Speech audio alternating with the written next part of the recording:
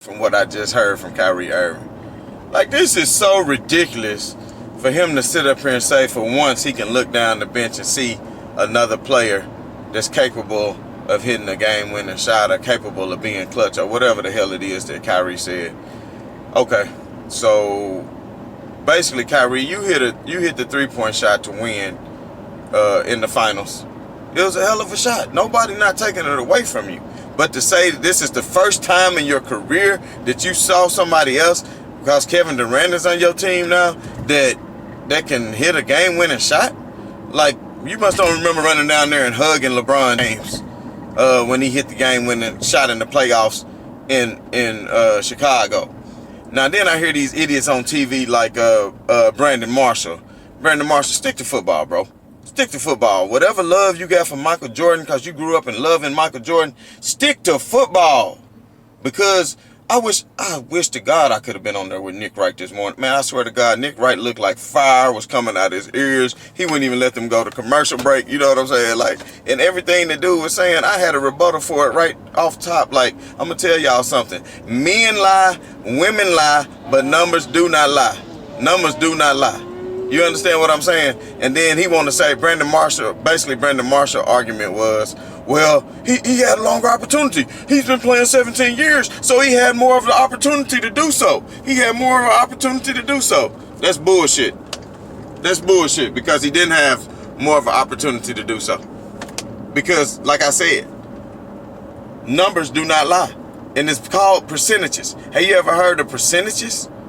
Percentages means the amount of shots that was taken divided by the amount that were made to give you the percentage. It's called math. It's called math. So you're talking about because he played longer, he had more opportunities. Okay, he might have more opportunities in the playoffs, but we're talking about opportunities to hit a game-winning shot.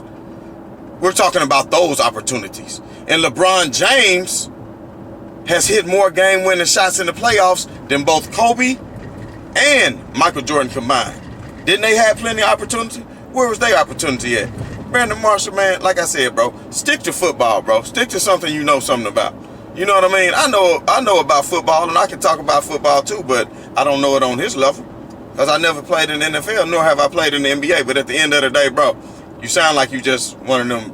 You just love Michael Jordan, one of those type people who just want to, like Shay Sharp say, just want to keep telling lies on LeBron until it become the truth. See, you create a narrative, like you say, and you just keep on saying it over and over and over. And see, this is the thing, Kyrie.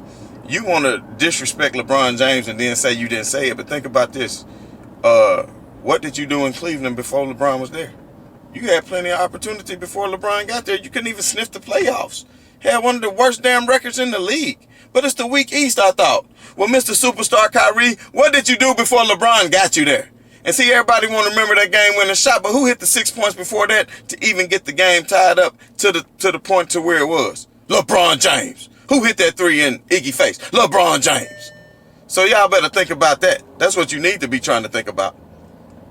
So then, Kyrie, you went to Boston. What happened to you in Boston, bro? I mean, the Celtics did better with you off the court than with you on the court. And see, what I used to think was that you just had a fragile body because you stay hurt. You stay hurt. I thought you had a fragile body. But see, what I come to find out is you got a fragile ego. And like LeBron said, it's not about jealousy with him and AD. Because they both alpha males on the team who know they're capable of leading and don't need to take shots at one another. See, you mad because you didn't get the glory in Cleveland like you thought you should by hitting that game-winning shot, and everybody heaped praise on LeBron for bringing the championship back to Cleveland. Now, although you did play a very integral part in hitting that game-winning shot, nobody is trying to take that away from you. But at the end of the day, you wouldn't even be in that position if it wasn't for LeBron James. If it wasn't for LeBron James' block, you wouldn't even be in position for that.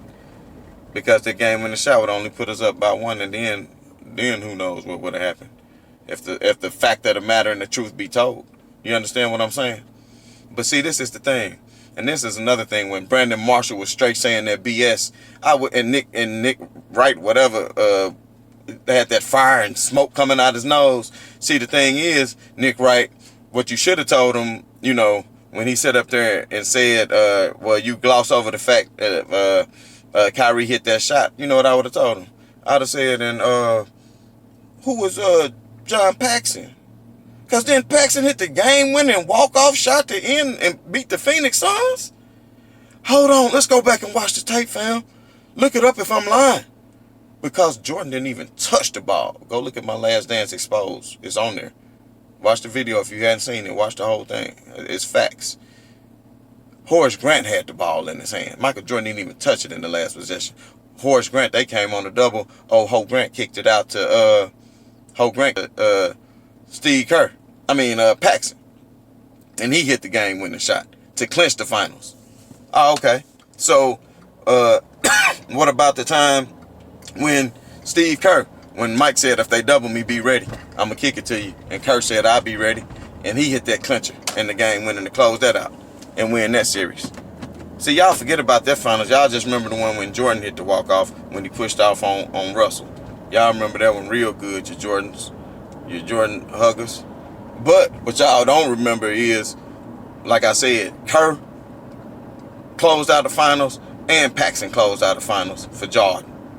And that's not even on the level of Kyrie. So, Kyrie, you probably more on the level of one of them. I mean, you got nice handles and all that, but where do you show up in the clutch? Where do you go as far as leading?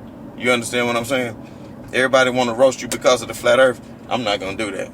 But that's not the format for this, you know what I'm saying? We're not going to get into all that. But it's a reason why they call it clutch sports. It's a reason why LeBron put his boys on and they named it clutch sports. So don't be mad that LeBron got more clutch shots, playoff, walk-off buzzer beaters than MJ and Kobe combined. Why are these people so mad at LeBron? That's what I'm just really trying to figure out. Why are you so mad? Because he threatened somebody's legacy. They already going to make excuses. Oh, they was in the bubble. Oh, they played Miami. Look, you play who put in front of you. So, you know, KD and them was hurt, but that's all good. So, Kyrie, boy, I so hope that you can stay healthy. I hope you and KD can stay real healthy and bring all that energy if you can make it to the finals next year where you can meet LeBron and KD again from a full season. Let's just see if you can even make it through a season because you're so fragile. So we can just see. I'm real interested. I would love to see that, but I doubt if you can even make it out of the East anyway because you're not so clutch as you think you are. So we will see. But again, please stop the narrative that LeBron James is not clutch. Please stop that because he's proven that he is time and time again. And people say, and one last thing, I definitely want to bring this up before I sign off. Skip Bayless. Stop saying that he avoid the free throw line. Stop saying that because although LeBron is not the best free throw shooter, if he does avoid the free throw line, it's not because he's afraid to knock him down in clutch moments. You know what it is because? It's because he never gets the calls. So what he gonna do at the end of the game? Drive hard to the basket, get fouled, and it doesn't even get called. Now go back and watch Game 7 of Golden State, because if you remember before the Kyrie shot, it was a time when LeBron drove the ball to the hole, Iggy fouled the hell out of him, knocked him on his wrist, and they did not call it. And then you go back, they show the replay and say, wow, that should have been a foul call. But it wasn't. You see what I'm saying? So what he gonna do? Go to the hole, get fouled, and them not call it? He's not like Dame Lillard or Jordan, and every time he go to the hole, they're going to give him the call. They don't give him the call. And then Skip Bayless got the nerve to say, well, that's why he hit the three because he knew. Man, be quiet, bro. Be quiet, Skip. You need to stop what you're saying. So anyway, stop the narrative. Stop drinking the haterade. And as I said, wake up and realize what's going on around you. And once again, be new, saying right on to the real, death to the fakers. I'm going to drop another video tonight. Pre-game analysis. Just not looking too good for Miami. So that's going to be another reason people are going to be saying, well, Miami got hurt. Look, whatever the reason, just please stop with it. Whatever the reason, just stop with it. But anyway, right on to the real, death to the fakers. I'm out.